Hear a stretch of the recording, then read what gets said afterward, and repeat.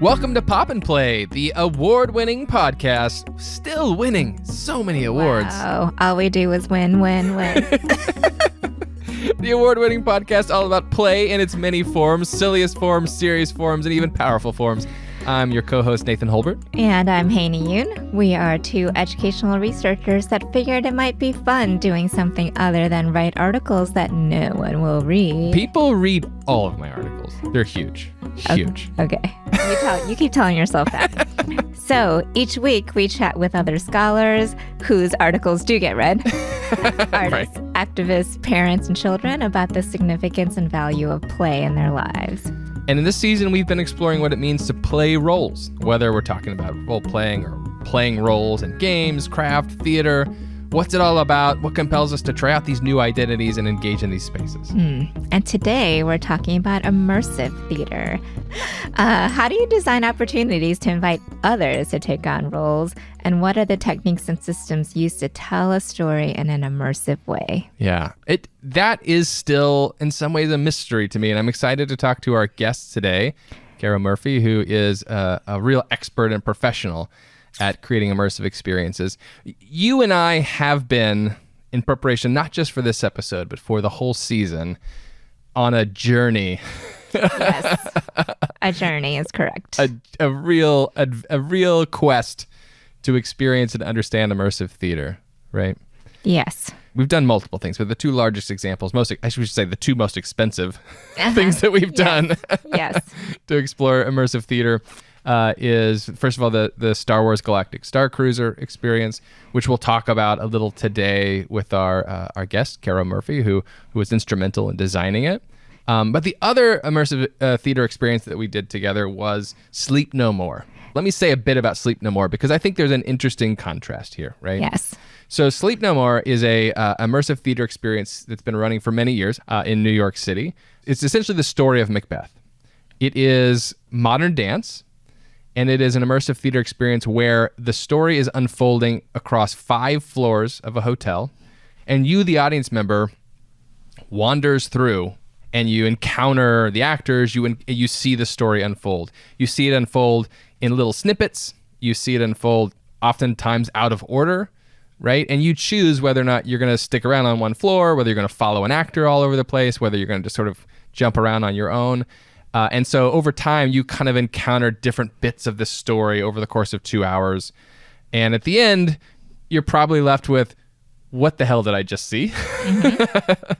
And then you talk to your friends who also into it, and they say, well, I saw this crazy thing. You say, oh my God, I missed that. I saw this crazy thing. And they say, oh my God, I missed that. And then you kind of piece together bits of the story. Yes. Right. I don't know. What was your experience like?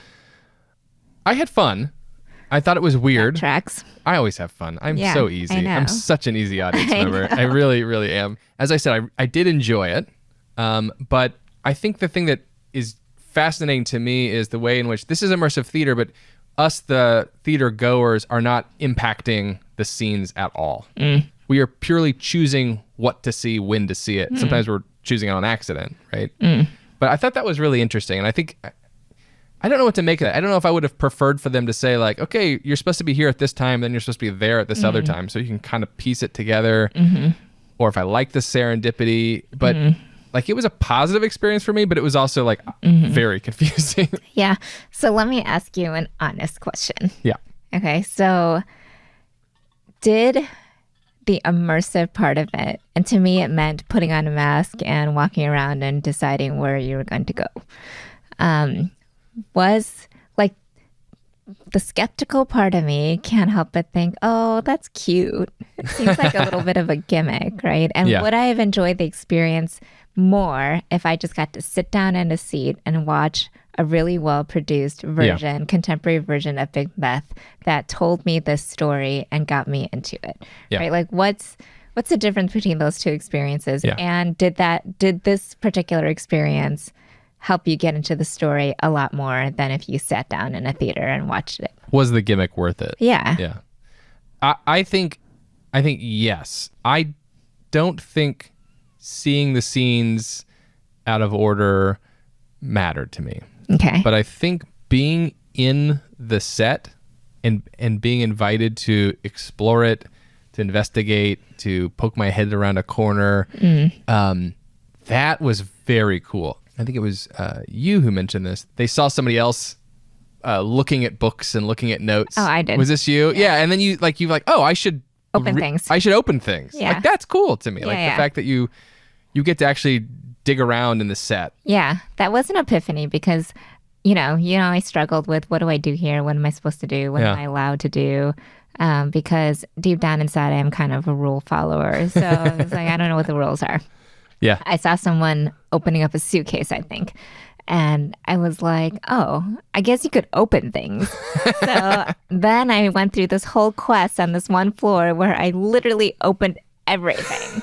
I was like, open this drawer, open this case, open this whatever. So I was doing that.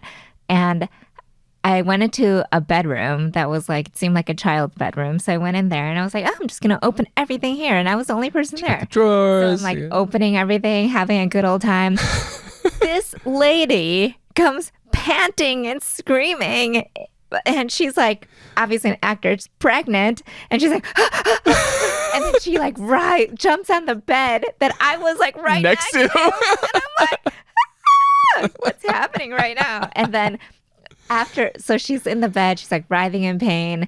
And then all these people start coming into the room. Right, and they all follow. Following her, right? Yeah. And I was like, oh, this is kind of cool. I was already here. And those are small rooms, so you were like right next to her. I was like right next to her. I did not know what to do. Yeah. And then I got really invested in following her.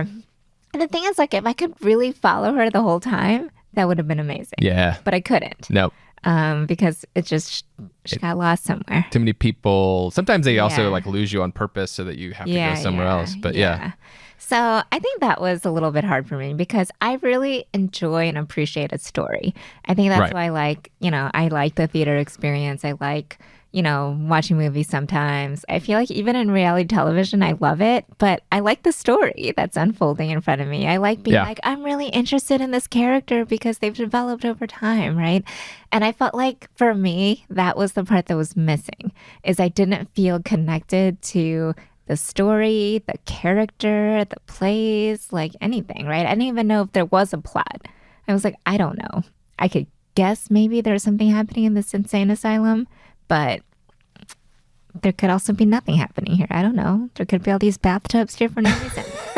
Just a room full of tubs. Yeah. So I didn't feel an affinity or connection to it. And I think that's sometimes my struggle in these immersive experiences is I think it's great. I tried it. I'll give it a college try, but I also feel the old college try. I feel disconnected. Yeah. So that raises a lot of important questions for us.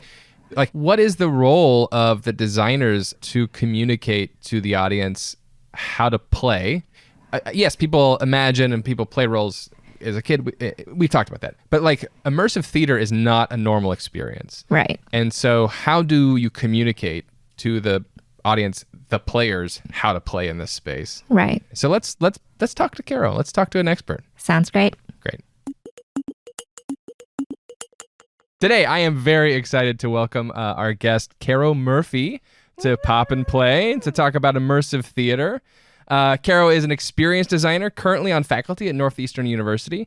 And in their former life, they were an immersive experience director at Disney's Galactic Star Cruiser, this Star Wars cruise. It's not quite a cruise, but it's still Star Wars down in Florida. So very excited to have you. Welcome, Carol. Thank you so much for having me. I'm so excited to be here.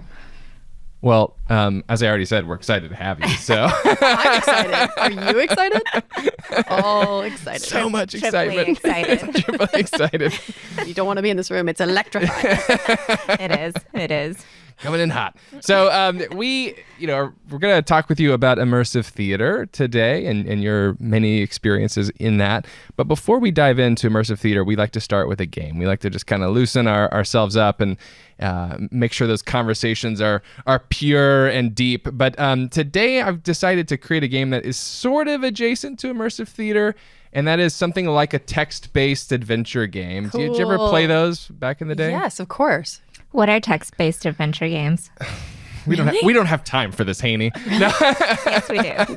Please explain yourself. The one that I always think of is Zork. You turn on your text. It's all text, no images, and it sort of says you're in a room. To the north is a forest.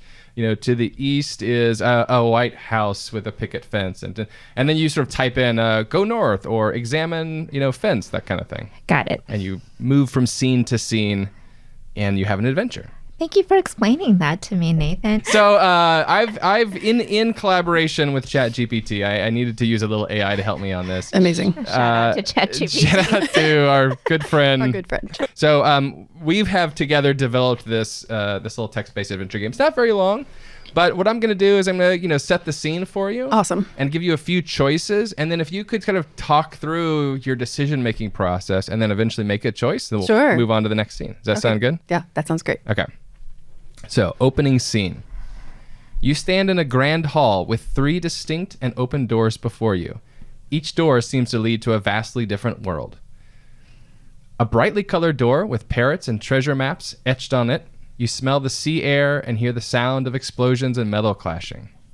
The second door is a dark, slightly ajar door with eerie sounds seeping through.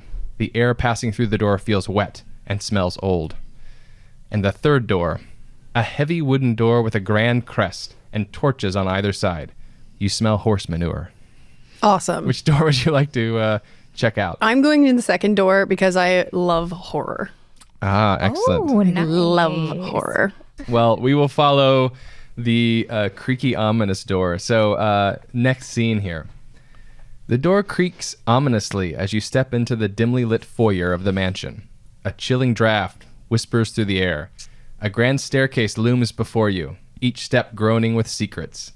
To your left, a portrait's eye seems to follow you, and a ghostly cat flickers in and out of existence down a shadowy corridor. You have 3 choices here. You can explore the grand staircase. The ornate staircase beckons you upward, promising hidden rooms and forgotten stories. You can converse with the portrait. Drawn to the eerie portrait, you feel a strange compulsion to communicate with it.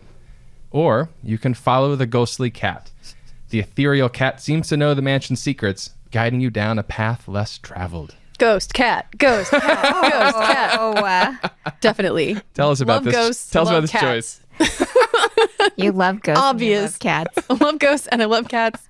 This is obviously the best. Oh my God. Right. Okay, let's follow the ghostly cat. The ghostly cat leads you down a labyrinth of corridors into the depths of the mansion. The air grows colder and heavier with each step. In a dimly lit underground chamber, you find an ancient altar. As you approach the altar, the cat explodes in dark energy, engulfing the room in a feeling of malevolence. Ooh. You hear the cat's last whisper. You are now a prisoner of the mansion, doomed to roam its haunted halls forever. Awesome. Wait, I are get you to stay with the cat. I win because I get to stay in the haunted mansion with the ghost cat. You definitely got a game over screen. I don't know. Well, let's talk about it. I mean, let's talk a little bit about, what these, how you've engaged in this field and, all the storytelling that we just talked about. Like, why immersive theater? How did you get involved in this? Why is it something you're sort of driven by? Yeah. Can I backtrack a little bit? Sure. No, I already asked the question. No. Can't go back. Can you explain to the audience or people that might be listening what immersive theater is? Yeah. How that might be different from theater, like plays? Absolutely. So I think of immersive art forms as being, the thing that they have in common is that they're somewhere on these axes of intersection of the thing that I think of as kind of game, so mechanics and ways and rules of engaging with things, and agency, like the participant's agency and like what kind of control they have over the choices that they make and whether those choices have meaning. And then an immersive environment, right? Like a physically transformative space in some way. And so things can fall anywhere on those scales, but if they kind of fall within each of these spectrums, then you are probably looking at something that is in the immersive kind of category or space. So why immersive theater? So, it has all these different features that you just talked to us about. Why is it something that you've sort of been drawn to and gotten involved in? Oh gosh, that's a great question. I can't not do it is the best answer that I can give you. You know how some kids on the playground like sit there and like play with the flowers, and then those kids end up being horticulturalists, and then some kids do, I was the kid who was like, look out, the shredder's coming, everyone, we gotta prepare. I have always been creating participatory games for people, and I don't know how to not do it.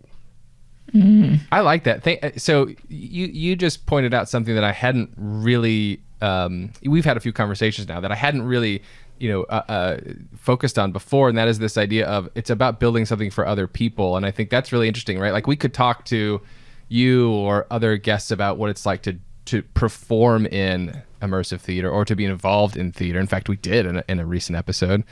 But what you just said is something about the thing that's driving you is the opportunity to create experiences for others, which I think is really cool. Yeah. And it's this sharing of experience and the transmission of experience between people, which I find to be mysterious and magical and wonderful. Yeah. I mean, I loved that Shredder came into this That's conversation. nice. Yeah, I know. Shout out to Teenage Mutant Ninja Turtles. Yeah. Well, so you mentioned, we talked about like creating these experiences for others, and obviously you could give entire semesters long classes and lectures and workshops about how to do this properly. But can you talk a little bit about, what are some of the key features? What are some of the key kind of components of how you create those immersive experiences? Yeah, I think of it in terms of like storytelling. So in storytelling, we often think of, we have, characters, and they have relationships, and then we have a setting, and those things create events and plot and happenings, right? Yeah. And in an immersive sort of setting, you have characters and relationships and setting, but you also have this kind of interaction mechanics, right? You have ways that you can engage in the world, and that makes a really, really big difference. So there's ways for you to participate, be part of the action, be involved in what's going on, and be in the spotlight and in the center of attention. And knowing when to kind of be in that center of attention and when to let other people be in the center of attention is a huge part of the form. Maybe related to that, what do you feel like is like a main inspiration for designing an immersive experience? Because I heard you mention character, setting, relationships, and I see all of them as pretty fertile ground for a story to form. Yeah. So is there a space where you feel like you get the most inspiration from? Is it a character that you're trying to imagine in your head that you're like, yeah, this is what usually drives me? Or is it an artifact like, I used to really like Leonardo and Girls, and that's going to drive how I think about these ideas? I'm just wondering, like, where do you get your inspiration from? Myself, I'm a very aesthetic designer. So aesthetic in the term that we use it in game design, where aesthetic is about emotion, and it's about conveying an emotion and allowing people to experience the emotion that you're trying to kind of convey. So I tend to have a feeling that I want other people to experience. And then I design scenarios that I think will best transmit that feeling in the most clear and understandable way. Ooh, I like that. I didn't think about that. Yeah. Because I was just thinking about how even in writing, I was like, okay, character setting, I have my things. But I love the idea that you're thinking about an emotion that you want to convey and bring to light. Yeah, that is a very, that's really cool. And that is, I'm glad you mentioned sort of the game design aspect, right? Because you could go the other direction. You could start with kind of mechanics. I have this thing that looks kind of interesting. I want to sort of see what I can do with it. Yeah. Rather than coming from the direction you are, which is like, how should it feel?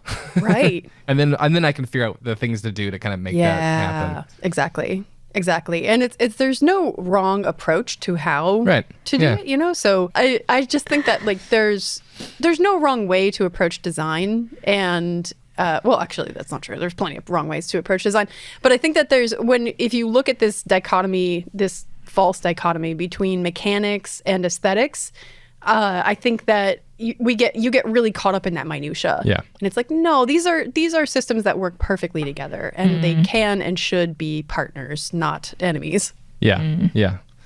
Not designing one or the other.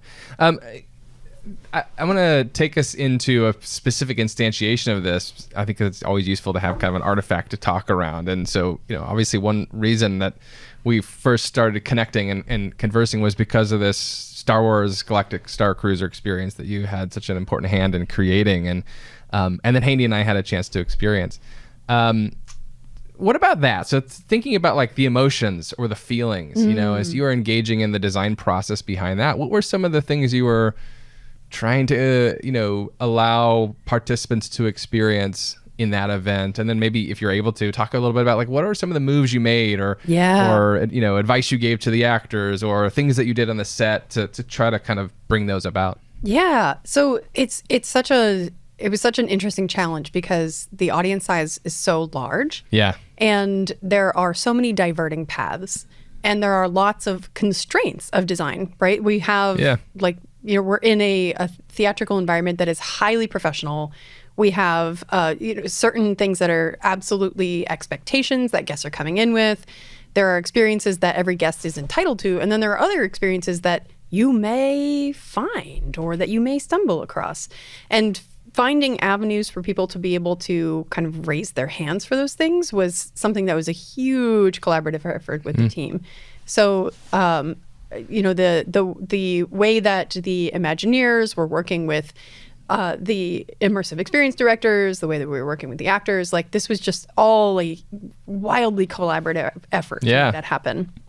I can give an example of like some of the design thinking. So there was the idea that we wanted to have, there was a luggage arrived at a certain point, and there was this idea that like there should be something like sort of mysterious about this luggage and something cool about this luggage, but it also had to be a collaborative activity.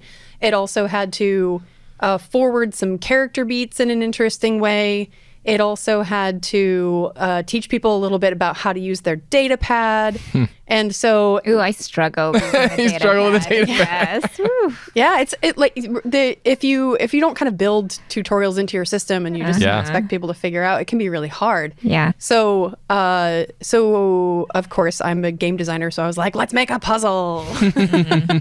And then I was like, what is the simplest, third grade level puzzle that we can put on stage that will allow people to collaboratively do something, physicalize something, use the data pad, have some interactions with characters, and like make these things happen. So designing that was part of it was process of talking to a lot of other people involved, of talking to other designers, creating the scenario, and then teaching it to actors, right? And like making sure that they understand the goals of the experience and the goals of the education, and not just a lot of times actors like want to know the why, right? Their focus is the motivation of their character and why their character is doing the scene. And you're like, you're doing it because you're teaching the guest how to do it, which is not a great character motivation, right? So there's also collaborative process with the actor where they can be like, oh, I can maybe supply some motivation here. It could be because this or this or this.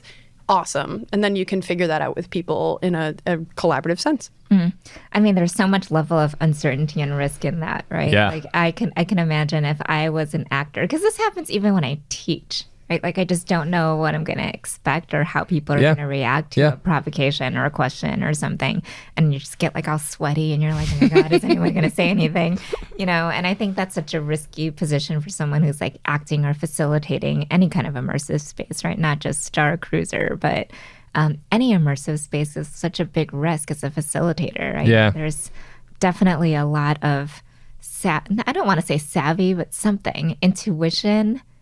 Is it all intuitive? Like, what kind of skills or conditions do you actually need to facilitate experiences like this? And I think this relates to educators too. Yeah. So there are some very teachable skills. So I have a training course where I kind of like go through technique, like specific technique.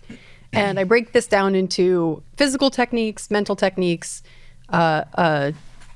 emotional techniques, like social and emotional techniques. And then sort of like miscellaneous techniques of like, okay. And then also techniques for like how to get out of Dodge if things are going badly. Yeah. Totally. Totally. And those are based on like psychological frameworks of like, okay, here are the dark arts of how to manipulate people.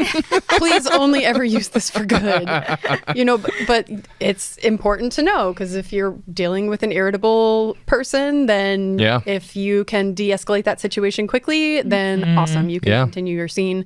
So an example of like technique that is physical is understanding things about your body in space and other people's body in spaces. And so being able to include people by using space to your advantage. Yeah. And so there's this great technique called triangulation. And with triangulation, you find someone who is far away from you, and you make eye contact with them and you speak to them. And then you find somebody who's at a 90-degree angle, and you make eye contact with them, and they're closer to you, and you include them, and now everybody in the space in between has been included. So now I, as an actor, I don't have to exhaust myself by making eye contact with every single person. And I'm not like scanning, I'm landing my intentions on the right person. Yeah. And still using that technique of understanding physical space to include people. So there are like, that's one of like the, dozens of examples of like specific technique. Some of these things like seem really obvious to people, but they're not always. So I teach a technique called noticing. And noticing is when you notice something about another person and then say it out loud. So you can be like, wow, you have really beautiful blue eyes. Thank you. See? And then and it makes you feel so good. But like, especially if it's something that somebody likes about themselves. Yeah. And you can usually see what the things are that people like about themselves. People put that on display. So people kind of assume that everyone is already complimenting everybody about things, but that's not true in reality. Usually people don't notice things about each other. And so getting noticed makes you feel awesome and makes you feel really included. So teaching this as a technique for like social skills is something that is applicable, obviously not just in immersive theater, but in every facet of education and life. I was fluttering my eyelashes just for the Oh my God. waiting to be noticed. Waiting to be noticed. I mean, to play devil's advocate, this Please. is a question for both of you. What if you don't like getting noticed? Yeah.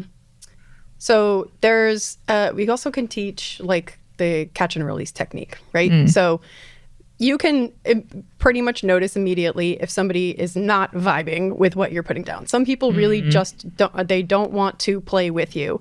So we teach actors to just kind of leave the door open. You come up to somebody, you make eye contact, try to start a little conversation with them.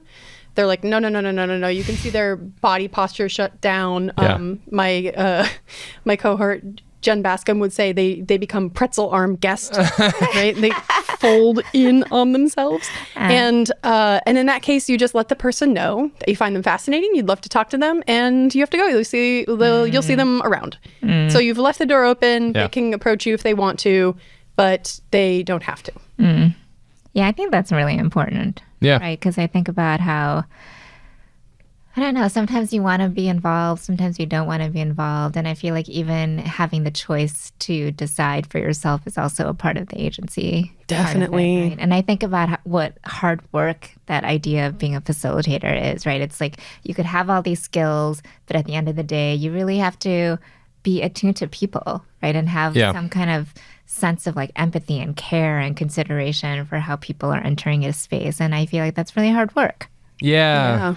It also is making me think of how it's such a fine line, right? Because a little nudging is important, right? Because that you mentioned this sort of the catch and release. There still has to be a catch moment, Right. There still has to be that part where you open the door. Absolutely. And knowing the extent to which you can kind of push on that and make the person maybe slightly uncomfortable, or at least let them know you're there for for that conversation or that opportunity to play. Knowing the degree to which you can do that and still back off and still sort of leave that door open. That seems like a really hard, it seems like something you really do have to work at a lot. Yeah, identifying where there are boundaries that are flexible or walls that are not, right? Yeah. It can be really, that discernment is something that can take some time. And also, I do think that while people who kind of are naturally inclined to social emotional skills excel at this work, it can be taught. Yeah. These are things that you can practice and skill up in and get really good at no matter who you are. Just like you can get really good at drawing even if you're not naturally skilled at drawing. Yeah, I'm curious, Haney, I want to invite you in on that too, because I think this was in our Star Cruiser experience. We had this range of people in our group of 4 that had different levels of how much they wanted to go in. Right. And also the extent to which we did or did not go in to the experience, like once we were there. And I think I would put myself in sort of a mostly on a let's play hard mode, not fully. There was a lot of people that played a lot harder than me, but as you can imagine. But you know, I was like, I want to try to play. I want to try to role play with this character, and so there were times where I would still feel really nervous to do it, and I would like kind of stand back. But so many times the actors would kind of do just what you described. They give you like a little opening, right? And then you would kind of, I want to play too, and then you sort of stumble into it, and you kind of have fun after that. Yeah. But I don't know that you had the same experience, right? Like I feel like if I could characterize it as like you kind of were down to play, but there was a sense of crossing that threshold was a challenge. Yeah. I'm sure that as you're designing this, you're probably thinking about the ends of the spectrum, right, of people who enter into the experience, right? Like the person that is like really positively inclined to it and the person that's like pretzel armed, as you say. Right. So how do you think about those two experiences and how do you scaffold that, I guess? Yeah. So in the immersive design industry, we have some kind of like terminology that we use for how like the kind of different ways that people interact. So we think of things in terms and this is just one framework. There are actually many frameworks for this. So the framework that I am going to talk about now is the like kind of level of immersion. So we think of it as sunbathers. Sunbathers are kind of here to watch and just chill. There are waders, which sounds like what you are, Haney. A wader is like they want to get in the water, but they're not really sure, and they're cold. It's too cold. They're in there. Their ankles are in, and they're like, I'm doing it, kind of. They see Nathan flailing in the water, and like, he looks dumb. I'm not going all the way in. And then we got swimmers, that sounds like what you are, Nathan. Yeah. So the swimmers are, quite proficient in the water already. They can get themselves into the immersive side of the pool and no problem. And then there are divers who are like, the swimming is not enough. I'm going to explore a whole new world at the bottom of the ocean. And you're like, go for it. That's awesome. So generally speaking, we try to focus different storylines and different like actors on different levels of immersion. Oh, interesting. So you'll want to kind of create things that are scaled for different types of players. So one of the things that was like a fun and interesting design challenge was this feedback that we would get from waiters quite a bit of, I didn't know how to play, and it seemed like other people had information that I didn't have. That's me. So what am I doing wrong? And there was a lot of like self-recrimination. Yeah, right. And a lot of like, maybe I'm just bad at this or I'm terrible or something. And it's like, no. There are, I think, different approaches to this. And I think that's something that we're still kind of trying to crack that nut a little bit in the industry. Is how do we ensure that the waiters are invited in to swim? Because we see them in the water and we're like, okay, you're fine. You're good, right? Mm-hmm. And I think that there's part of this is like maybe activating those diver players, right? Mm-hmm. So the divers are players. So if another player had come up to you and been like, oh my goodness, the Force just sent me a message and you and I have to work together on this thing. That probably would have been a different sort of invitation. Like if you knew that it was a player playing with you and not an actor who is managing a lot of time and managing people, and you're like, I feel like I'm waiting in line to kind of get my turn with them. But if other players were like, hey, I have a secret mission for you. Yeah. I think that feels different. That's a great point, actually. That's super great, because yeah. I remember, when we went to that cargo room, I only went because you forced me to go. I'm Or excellent else at I that. would have been gone straight to the bar and gotten another margarita.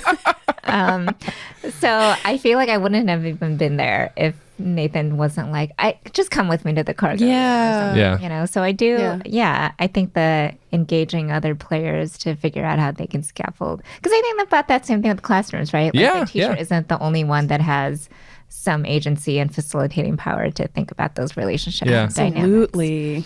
And there are ways that happened on the Star Cruiser where I would call this a mechanic. I don't think it would necessarily. I don't know if this counts as a mechanic in the game designer sense, but I would notice Rafe. Is that was the character's name, the scoundrel's name? He would often be like, "Okay, we need to distract somebody. I need you to go distract that character over there, and then I need you to like be on guard over here." And so there were ways in which the actor was trying to get us involved in the story that was going on.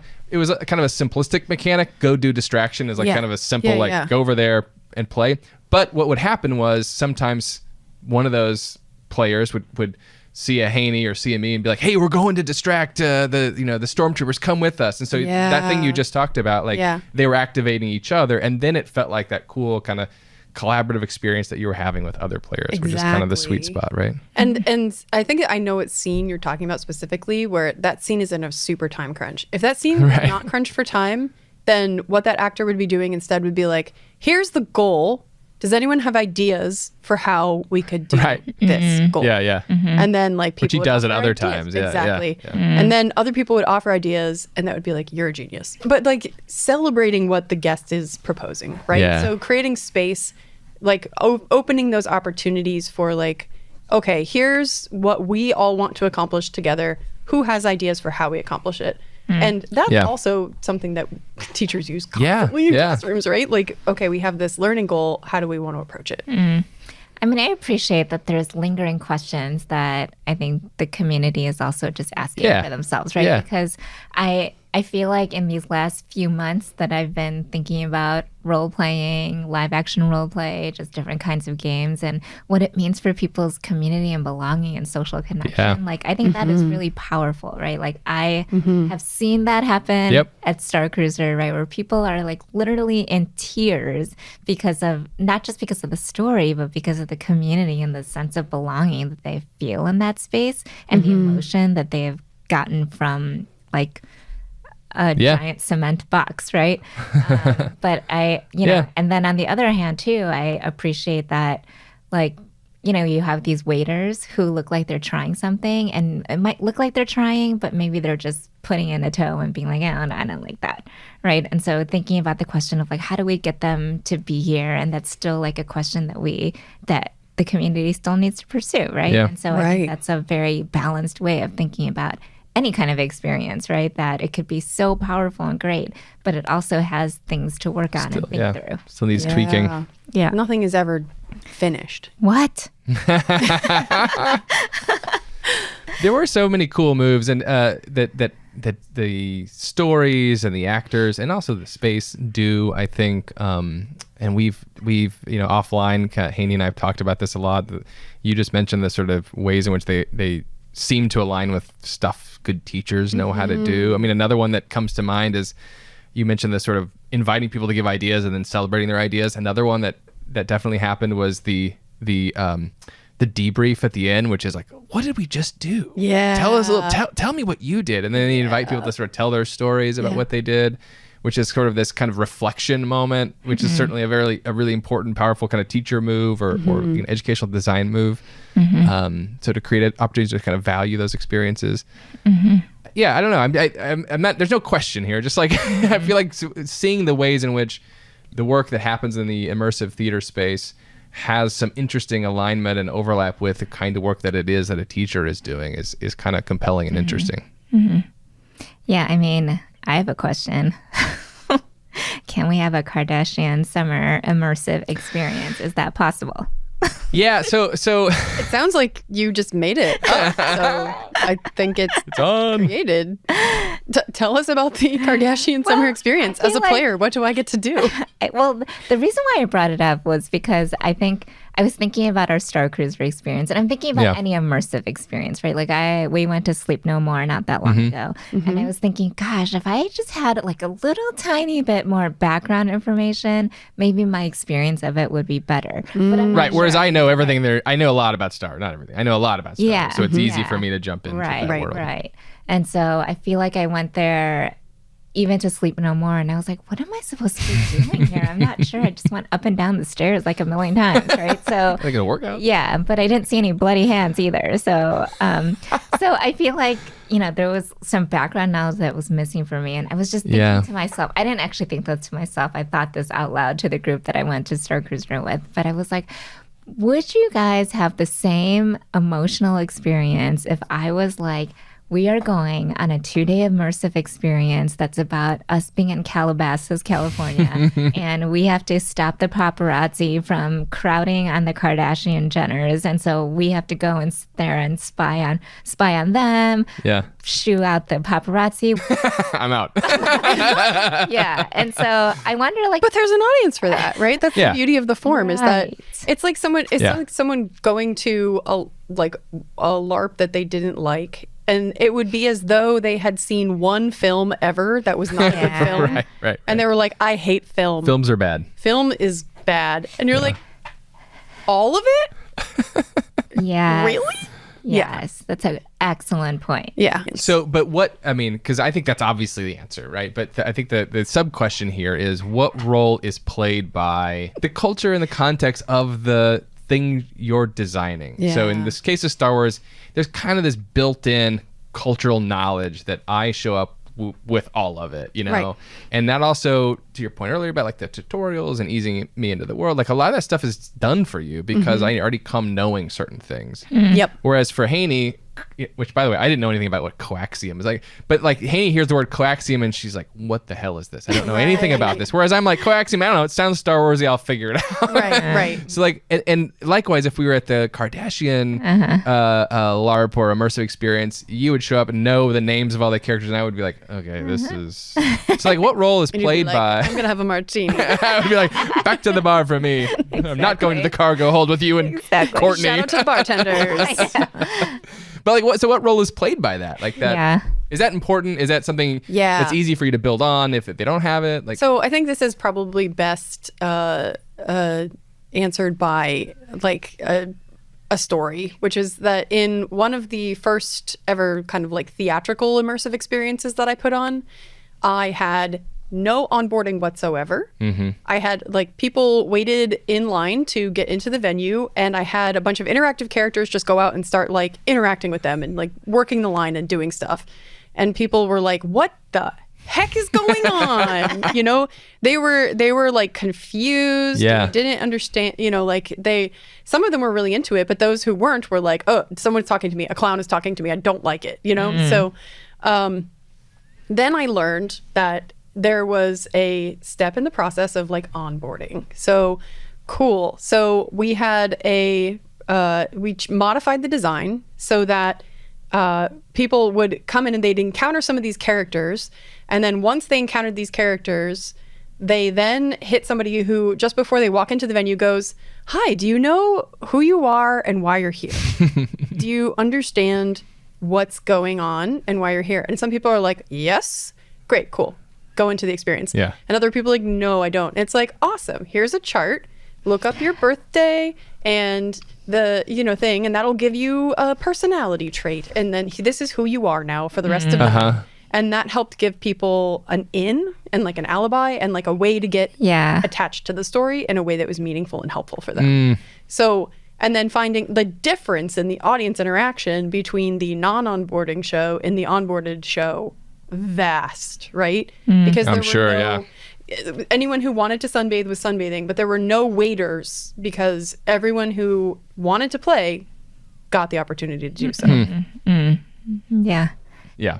This is cool. This has been a really fun. I mean, I feel, I feel like there's all these ideas that we have as we've kind of engaged in this question of role playing and playing roles. I feel like there's all these like ideas that are existing across the different conversations.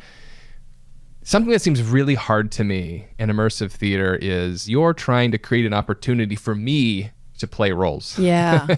Which feels so different than like what an actor does when they're trying to sort of play in different roles. Right.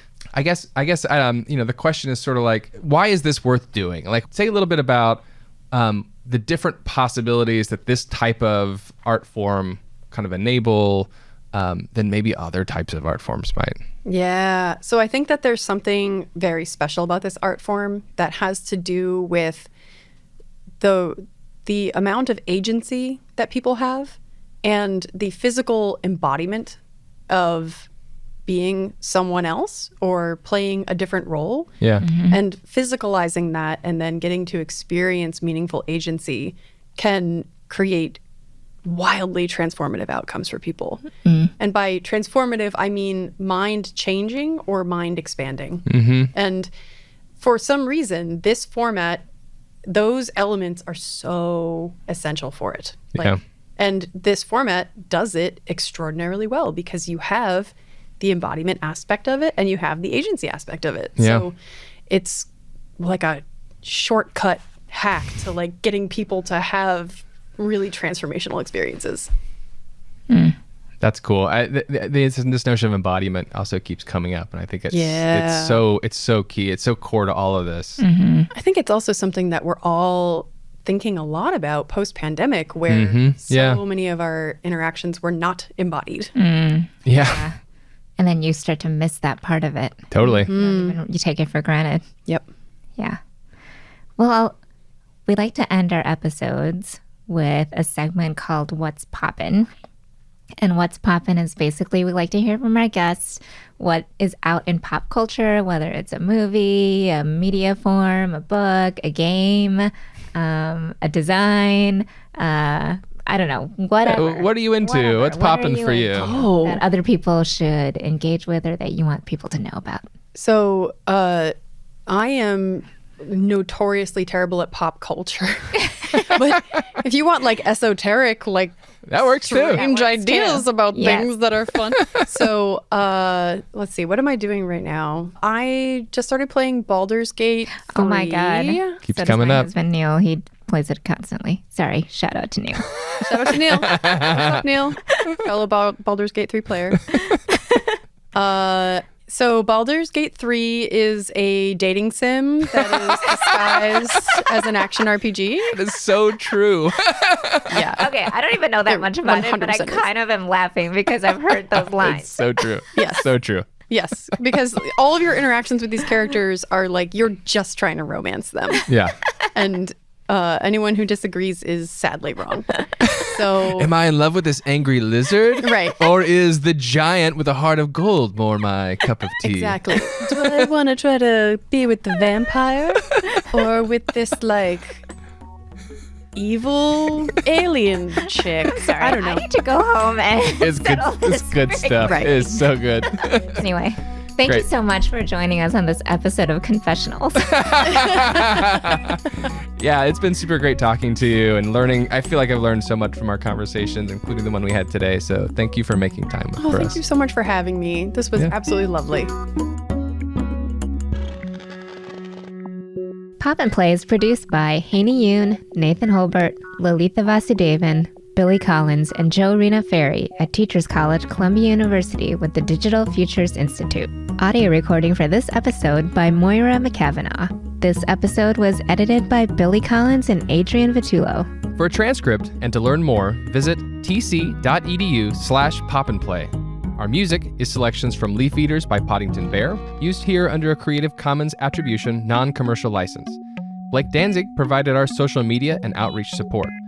Follow at Pop and Play Pod on Instagram and TikTok for more of what's poppin', like the trashies with Ioana Literot. Thank you to Meyer Clark and Abu Abdelbaghi for support with our website and additional materials. And thanks to you for listening.